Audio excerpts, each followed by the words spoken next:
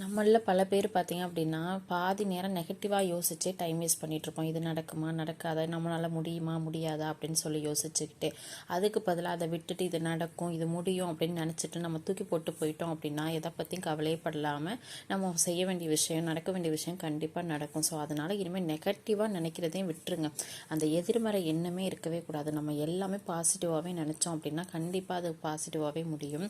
அதே மாதிரி ஏதாவது ஒரு விஷயம் நடந்து முடிஞ்சிருச்சு அப்படின்னா, அது திரும்ப திரும்ப யோசிச்சு டென்ஷன் ஆகிட்டு ஸ்ட்ரெஸ் ஆகிட்டு இல்லாமல் அப்படின்னு அதை தூக்கி போட்டுட்டு நெக்ஸ்ட் வேலையை பார்க்க ஆரம்பிச்சிருங்க. ஃபார் எக்ஸாம்பிள், இப்போ நம்ம வீட்டில் ஏதோ ஒன்று இருக்குது, ஏதோ ஒன்று சின்ன பூச்சியோ ஏதோ செத்து கிடக்குன்னு ஒரு எலியே வச்சுக்கோங்களேன், செத்து இருக்குது.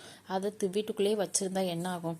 ஸ்மெல் அடிக்க ஆரம்பிச்சிடும்ல. அதை தூக்கி வெளியில் வீசிட்டா நம்மளுக்கு ஸ்மெல்லெல்லாம் போயிடும். அது மாதிரி தான் நம்ம மனசுக்குள்ளே முடிஞ்ச விஷயங்களை அப்படியே வச்சுட்டே இருந்தோம் அப்படின்னா நம்ம ரொம்ப கவலைப்பட்டுட்டு கஷ்டப்பட்டுட்டே தான் இருக்கணும். தூக்கி போட்டுட்டு நெக்ஸ்ட் வேலையை பார்க்க ஆரம்பிச்சிடணும். அப்படி தான் இனி எல்லாருமே அப்படி பண்ணுங்கள். நெகட்டிவாக நினைக்காதீங்க. அதே மாதிரி முடிஞ்ச விஷயத்தை நினச்சி கவலைப்பட்டுட்டு இருக்காதீங்க. நீங்கள் ஏதாவது பண்ணணும், ஏதாவது செய்யணும், உங்களுக்கு ரொம்ப ஆசையாக இருக்குது அப்படின்னா அது கண்டிப்பாக உங்களை தேடி வரும்.